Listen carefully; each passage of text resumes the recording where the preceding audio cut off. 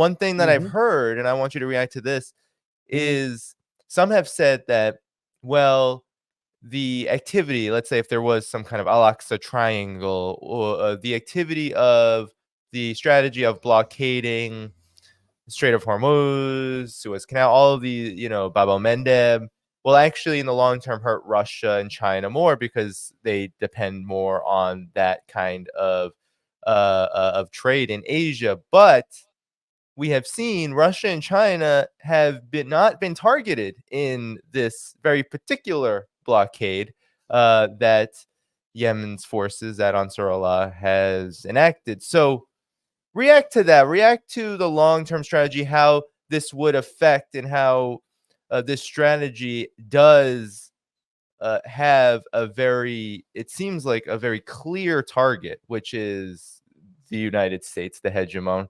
At the same time, you've said that Russia and China, especially Russia, have been actually supporting these measures in many respects. So could you elaborate on that in the context of this? I've heard it being talked about that Russia and China long term might actually be affected negatively. I answered your question in my introduction, more or less. In fact, the fact that this is happening and Russia and China are not saying absolutely anything against it, I would say it's more than conclusive proof that there has been some serious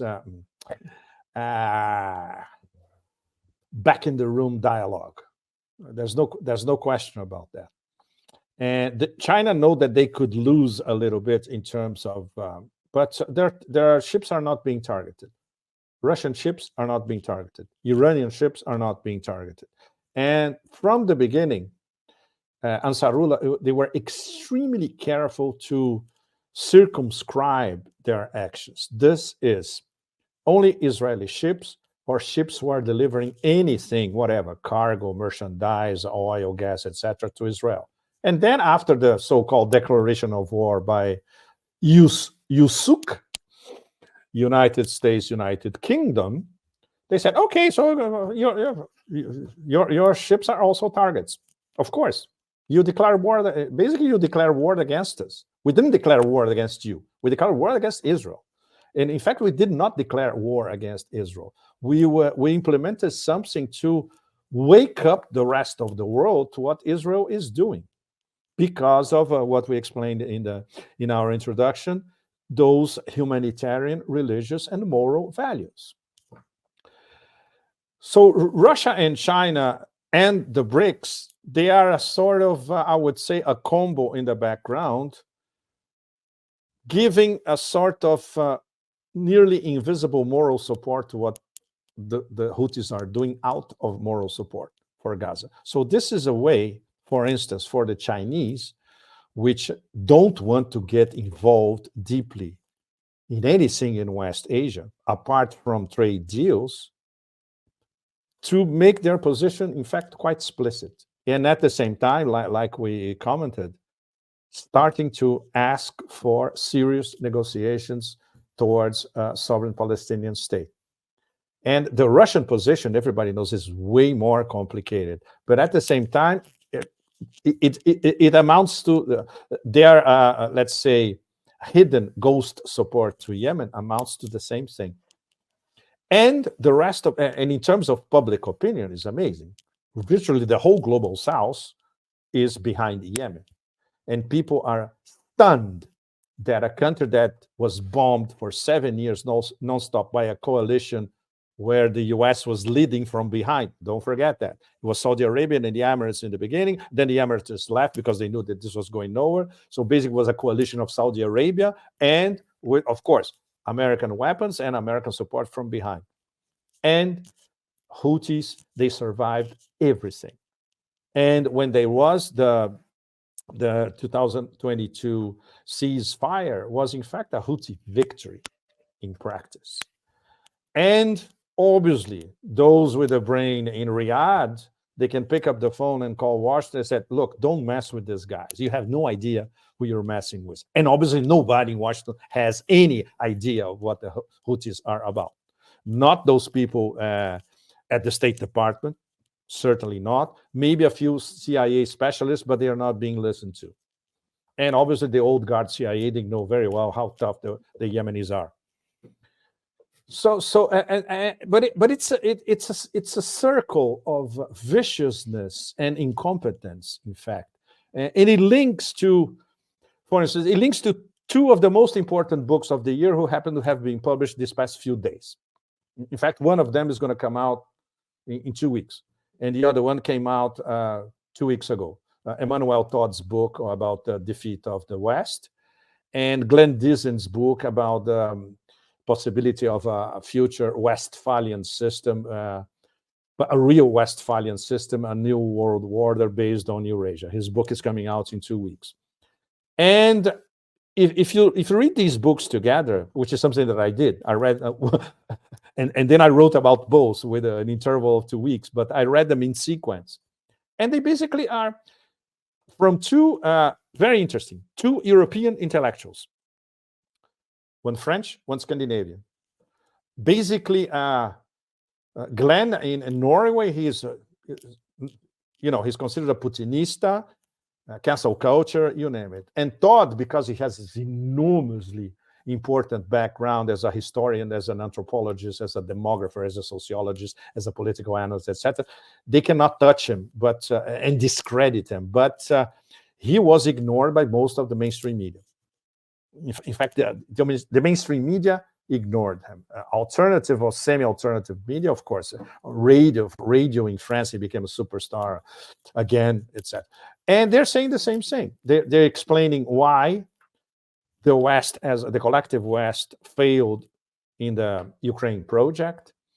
They explain this in terms of not only a cognitive dissonance, but in the way Todd organizes his book is even more important because it has to do with education, falling of standards of education, and of course, neoliberalism predominating over everything, and the basis of what we now have as a sort of liberal totalitarianism and cancel culture. He studies that very well in the book as well, even if the book is not about that, but you need that for context.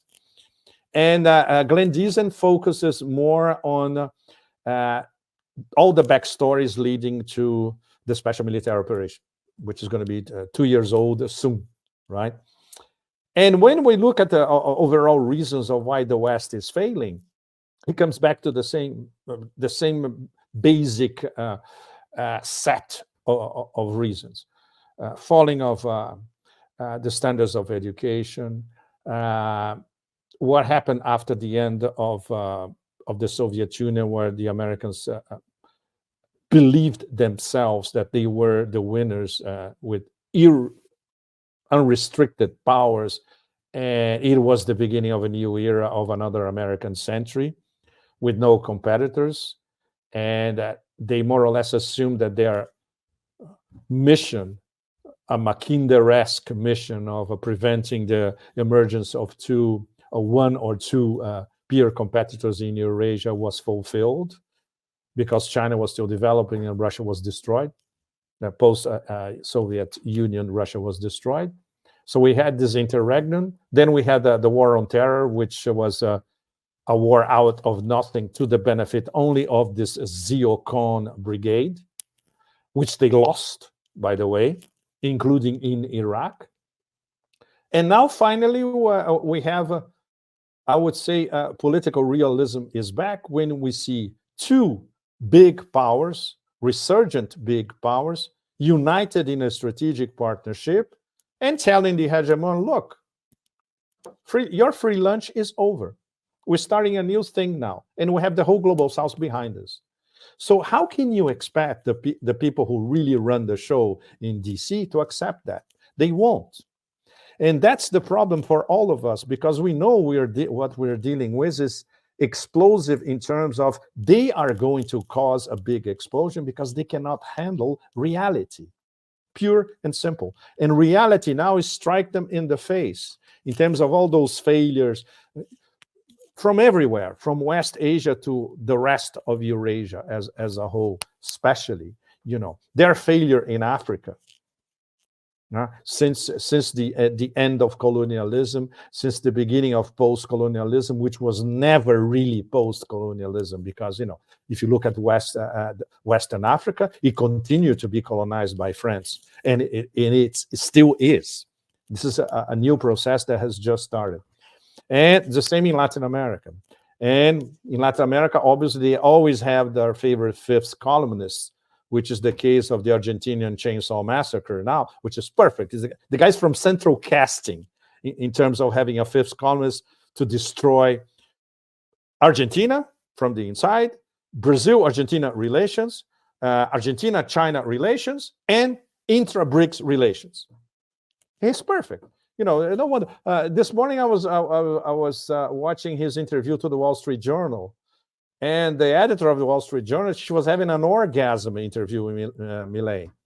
He was perfect. Every perfect sound bite, one after another, in Spanish. It was a good thing that at least she spoke decent Spanish. She interviewed him in Spanish, so he felt a little more comfortable. So it was one sound bite after another. Wall Street Journal, obviously, can you imagine? That there were Dom Perignon all over the newsroom with something like this. Yeah. So it's very easy for the empire in Latin America.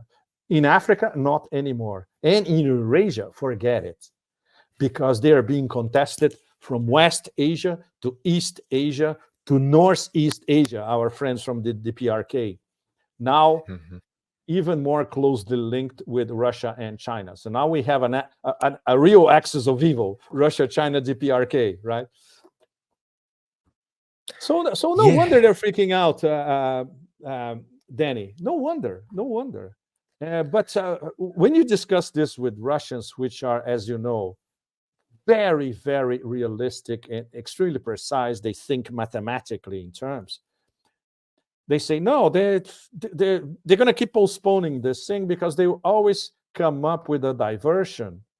And then they turn global public opinion's attention, for instance, to one of their own diversions. So this thing keeps rolling on, even though their power is being undermined little by little. But this could go on for decades, at least. It's true. Yeah.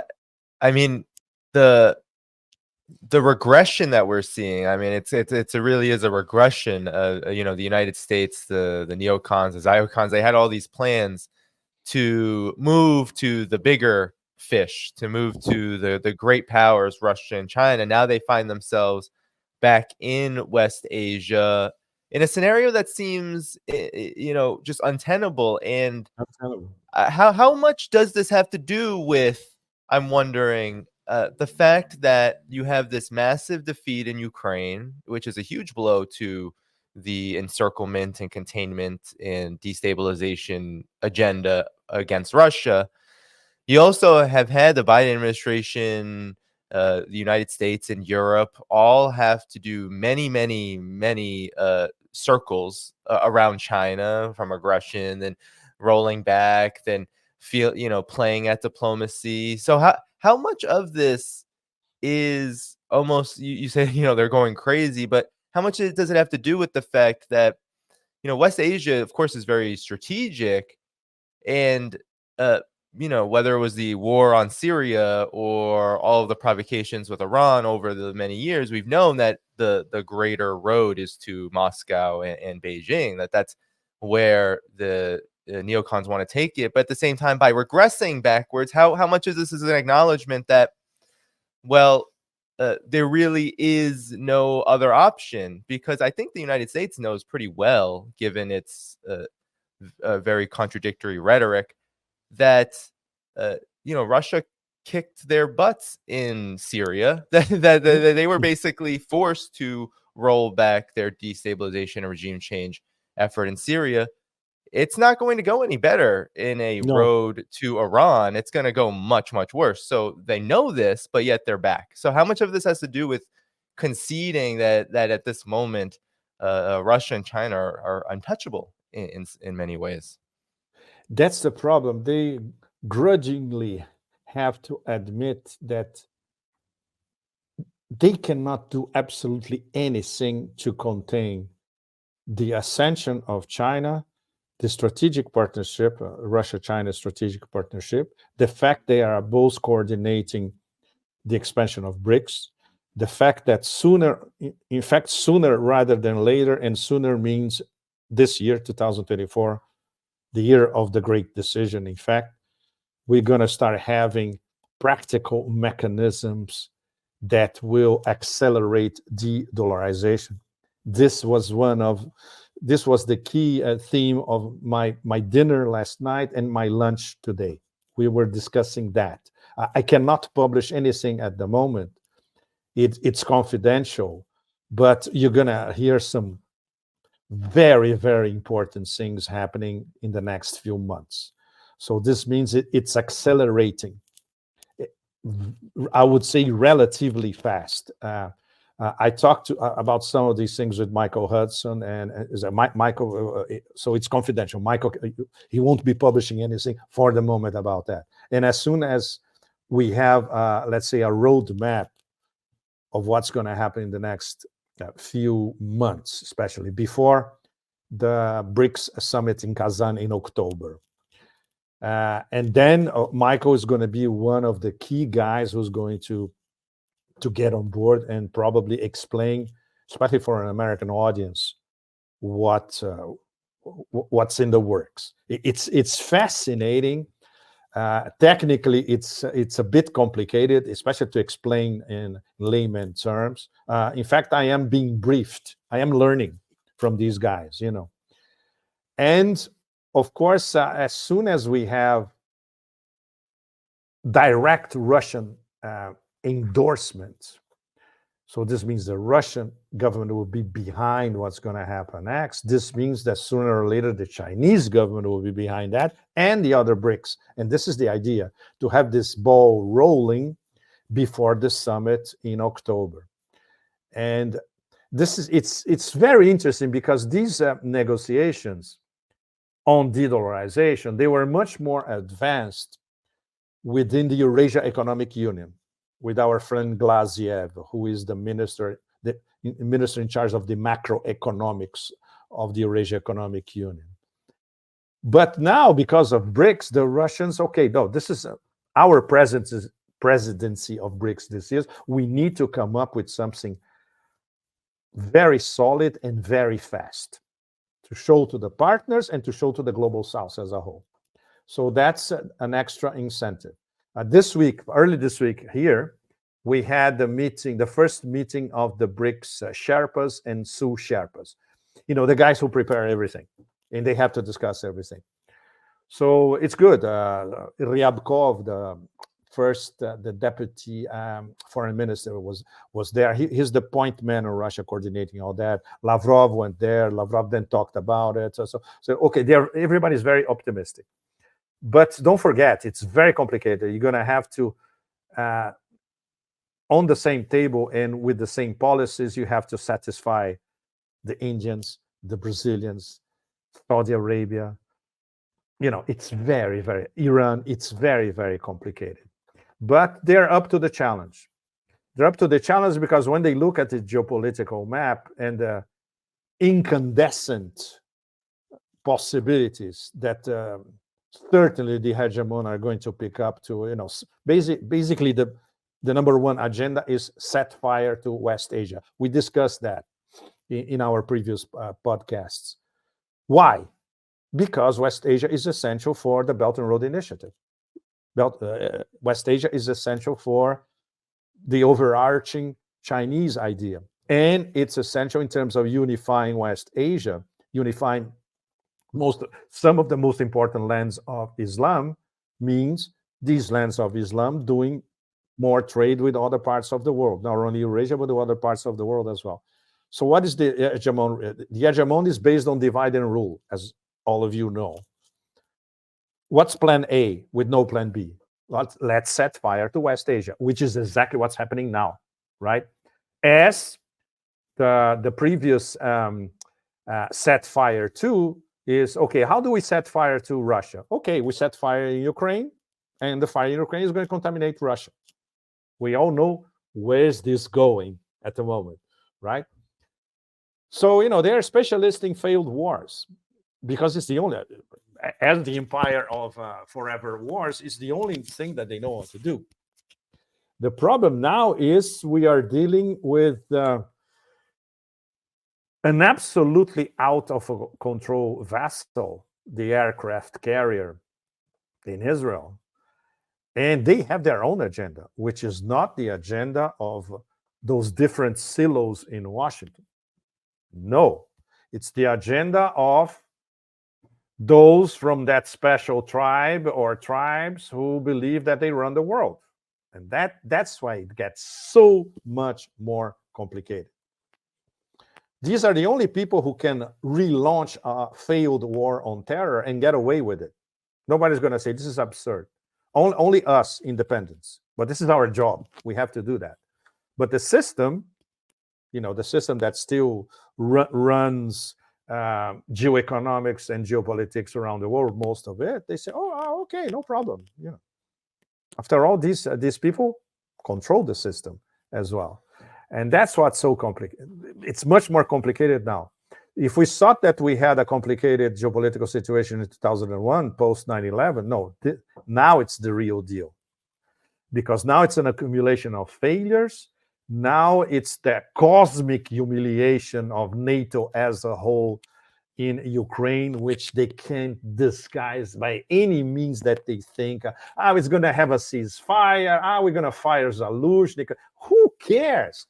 These are details. The most important thing is you cannot escape your cosmic humiliation, period. And the whole planet is watching. And now, with set fire in West Asia, really going on a set fire mood all over the place, that's how we are. We are really now we are totally under the volcano. There's no question about that. Unfortunately, I wish I could be more optimistic to all of you guys. Yeah. Well, the timing of all of this, this regression, this descent into another major quagmire in West Asia is very interesting, given the headway Russia and China have made in West Asia, the various developments around BRICS that you mentioned, around diplomacy, around the fact that West Asia, for for so many years, has been divided and conquered, and over the last several years, it's been a very rapid change. It seems like over the last half decade alone, we've seen many, many, many years more worth of progress toward a more united West Asia, integrated West Asia with the multipolar world. So it's very interesting that now we have the out of control, given that both U.S. and Israeli foreign policy are completely aligned in the divide and conquer Balkanization strategy. It's very interesting that they both are playing kind of their own forms of escalating this kind of war. Yeah. But perhaps we can, unless you want to closing comments on that. No, I would strongly recommend all of you, if possible. Of course, reading it for an English-speaking audience, reading in French is complicated. But with help of a Yandex or a DeepL or any good translation mechanism, try to read at least the basic points. I outlined the basic points of Emmanuel Todd's book, and you can try to go further by trying to read in translation some parts of some sections of his book. And Glenn Deason's book, I strongly recommend it. If you want to have the full background of the Ukraine war, you can say that he started in the 19th century, in fact. It's excellent. There's a stretch that is beautiful when he talks about the Eurasianists in the 1920s. And they were already thinking about multipolarity. Fascinating. There's another thing that he dug up, a quote from the selected words of Deng Xiaoping, which is absolutely extraordinary. You're going to see that in the column. I reproduced it verbatim. It's something that Deng said in 1990. That is, even before he went on that famous tour in southern China, where this was the big boost for China to start growing 10%, 12%, 14% a year.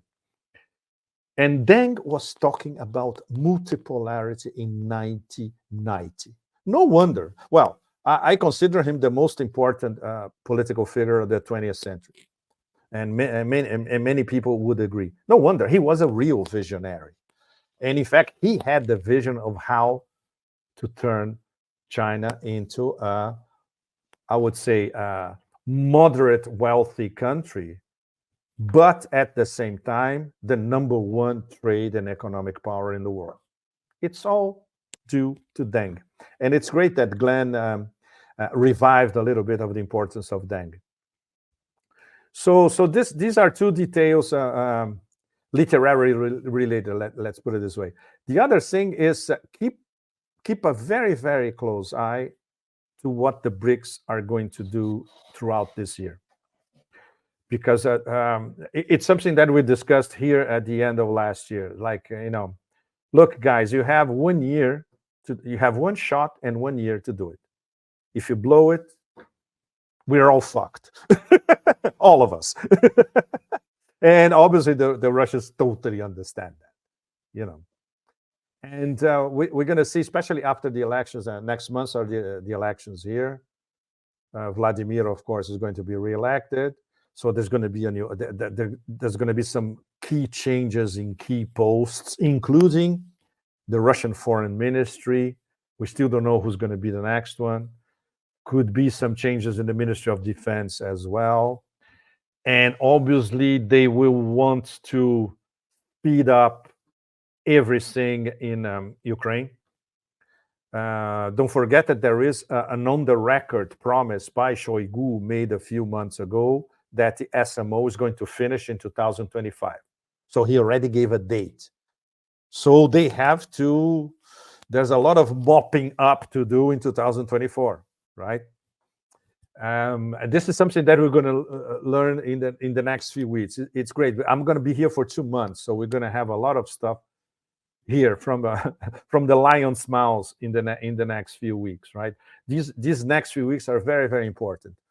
There's a multipolar conference at the end of February. There's the elections in March, and then we can expect the BRICS train leading to the summit in October to pick up a lot of speed. So in terms of having a more realistic and let's say slightly more auspicious outlook for the future, this is where it's happening. And in sharp contrast to the under the volcano situation in West Asia. Thank you for tuning in to my latest video. I appreciate all of your support. This channel, however, needs your help. I am seeking to make this channel more sustainable in the long term and upgrade necessary equipment to ensure that this work continues onward and makes progress to give you all of the geopolitical analysis that you all deserve. For that reason, I'm asking you to become a member of my Patreon community at patreon.com/DannyDhaiphong. You can find that link in the video description or in the pinned comment below. For whatever amount you choose to give, just know you are supporting independent media that you can't find anywhere else. Thank you so much, and I look forward to the next video.